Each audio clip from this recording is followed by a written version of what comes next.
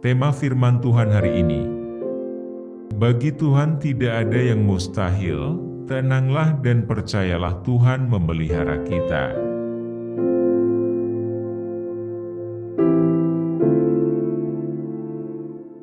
Shalom, saudara. Sebelum kita mendengarkan renungan kita pada hari ini, mari kita berdoa terdahulu agar Roh Tuhan membimbing kita untuk menerima kasih karunia-Nya. Mari kita berdoa. Bapa, Engkau Allah yang bertahta di kerajaan surga.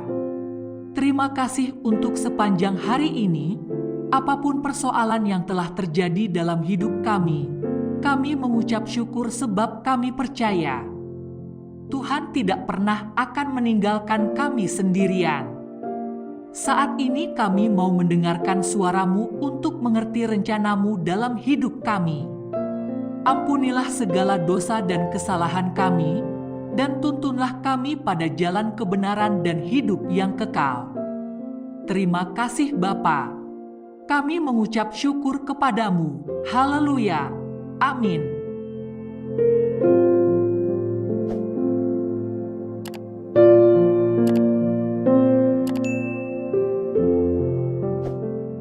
Saudara, ada kisah menarik dari seorang bernama Gideon.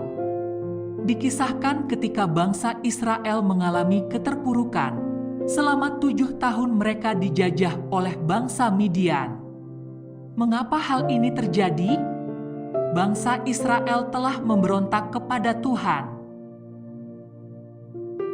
Mereka melakukan apa yang jahat di mata Tuhan. Itulah sebabnya Tuhan mengizinkan kesesakan terjadi atas bangsa Israel. Memang selalu ada konsekuensi bila kita menyimpang dari jalan-jalan Tuhan. Begitu perkasanya bangsa Midian sehingga bangsa Israel mengalami ketakutan yang luar biasa, sampai-sampai mereka harus bersembunyi di gua-gua. Pada saat itu, Tuhan mengutus malaikatnya untuk memanggil seorang muda yaitu Gideon. Saudara, meski demikian, Tuhan sangat baik dan penyayang. Walaupun telah tersakiti oleh bangsa Israel, Tuhan mau mendengar, mengindahkannya dan memberikan pertolongan. Secara manusia, Gideon bukanlah orang yang gagah berani. Mungkin juga seorang yang penakut dan tidak punya kemampuan yang bisa diandalkan. Mana mungkin dia bisa memimpin bangsa Israel, menghalau bangsa Midian dan juga Amalek? Mustahil.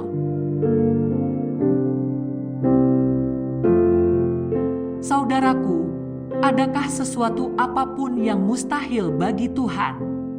Tuhan bisa saja memakai kita untuk menjadi kaki dan tangannya untuk melaksanakan menggenapi firman Tuhan.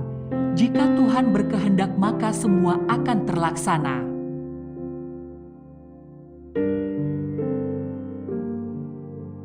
Sekalipun kita dianggap orang lain tak berdaya, miskin dan lemah di hadapan orang lain, namun Tuhan sanggup pakai kita untuk menjadi berkat bagi banyak orang, bahkan bagi bangsa-bangsa di dunia.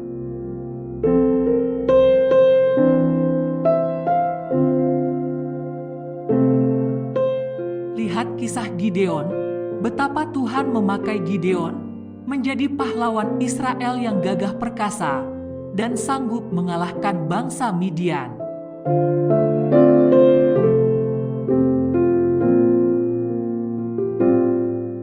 Firman Tuhan dalam Alkitab, Hakim-Hakim, pasal 6 ayat 16, berfirmanlah Tuhan kepadanya, Tetapi akulah yang menyertai engkau, sebab itu engkau akan memukul kalah orang Midian itu sampai habis. Apapun keadaan kita saat ini, jangan pernah menyerah. Tuhan selalu punya jalan keajaiban. Dia sanggup mengubahkan segala sesuatu dari keterpurukan menjadi kemenangan. Amin, saudara. Oleh karena itu, saudara, Jangan pernah takut menjalani hidup saat ini. Kita punya Tuhan yang kuasanya tak terbatas. Dia yang menyertai kita senantiasa.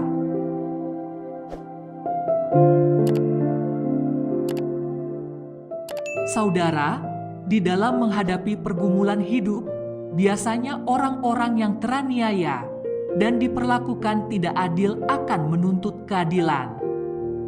Pasti akan protes dan melakukan demonstrasi untuk membuktikan bahwa dirinya benar dan tak sepantasnya menerima perlakuan yang tidak adil dan penghinaan. Coba kita bayangkan penderitaan Yesus ketika akan disalibkan. Jika kita mengalami kondisi seperti Yesus, mungkin kita akan protes dan mengajukan tuntutan sebagai bentuk perlawanan atas ketidakadilan dan penghinaan. Tapi tahukah saudara, pada kenyataannya, tak satu kata dan keluhan yang terucap dari mulut Yesus.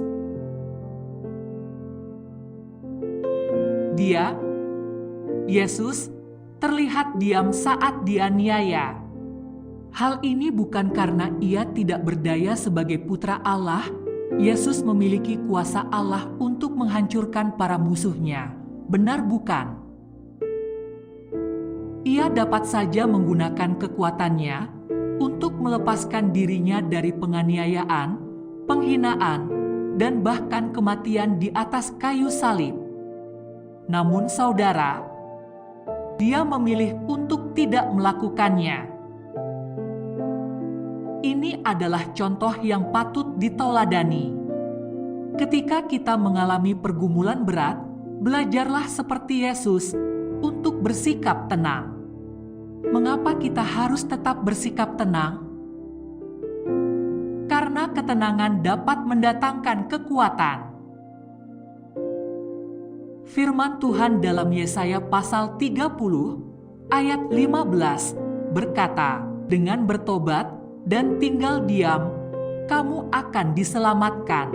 Dalam tinggal tenang dan percaya terletak kekuatanmu."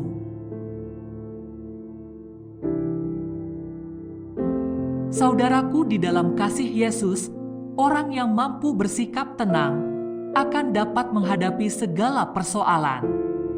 Kita seringkali dikalahkan oleh masalah bukan karena kita terlalu lemah atau masalahnya terlalu berat, tetapi karena kita sendiri malah bersikap panik, gugup, cemas, khawatir, dan merasa takut yang berlebihan.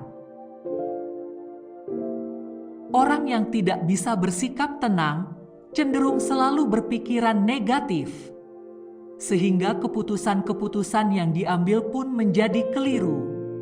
Orang yang tenang dalam doanya bukan hanya menyampaikan apa yang ia mau kepada Tuhan, tetapi juga mendengar apa yang menjadi kehendak Tuhan.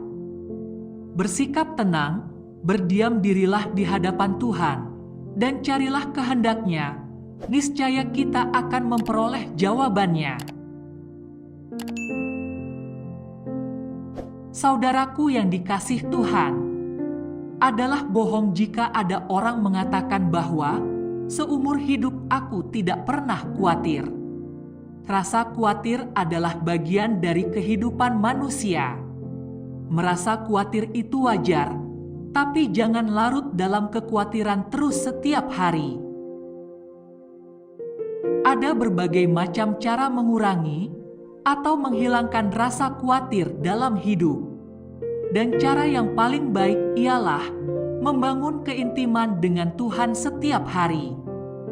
Karena kehadirannya melenyapkan kekhawatiran dan membuat hati damai sejahtera.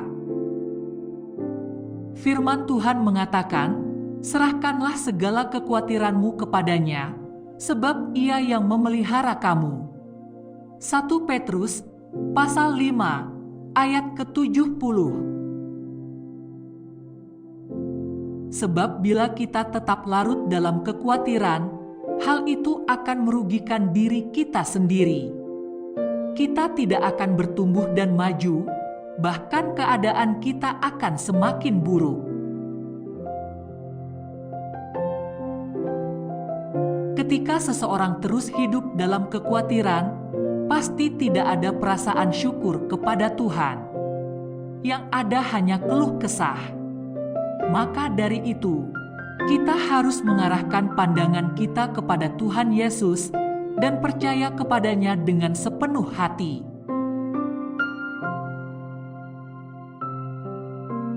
Saudara, meskipun secara kasat mata kita diperhadapkan pada ujian, kesesakan, penderitaan, aniaya dan sebagainya, tidak seharusnya kita larut dalam kekhawatiran.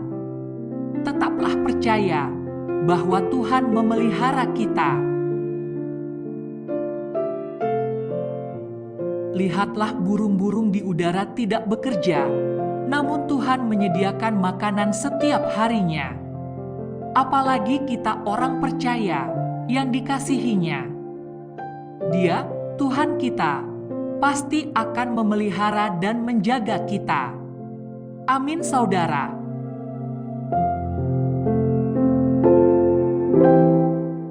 Ingatlah, Tuhan tidak pernah meninggalkan kita. Jangan lagi khawatir. Yang terpenting, carilah dahulu kerajaan Allah dan kebenarannya, maka semuanya itu akan ditambahkan kepadamu.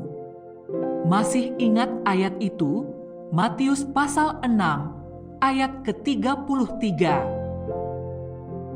Tuhan Yesus luar biasa. Tuhan kita sungguh baik dan teramat baik.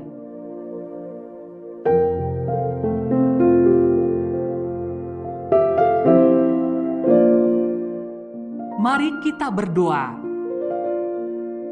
Tuhan Yesus, terima kasih untuk firman-Mu yang menguatkan dan meneguhkan hati kami. Jangan tinggalkan kami, sebab kami percaya kepadamu dan menyerahkan seluruh pergumulan hidup kami dan kekhawatiran ke dalam tangan-Mu. Berkati setiap anak-anak-Mu yang mendengarkan suara Tuhan dari firman yang disampaikan. Yang sakit disembuhkan, yang lemah dikuatkan. Berikan kami hati yang mengampuni, agar Tuhan juga mengampuni setiap dosa dan kesalahan kami. Terima kasih Tuhan, dalam nama Tuhan Yesus, kami telah berdoa dan mengucap syukur kepada Bapa di sorga. Amin.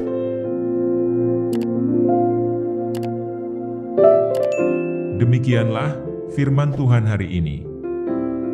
Diberkatilah orang yang mendengarkan dan melakukannya. Tuhan Yesus memberkati. Haleluya. Amin.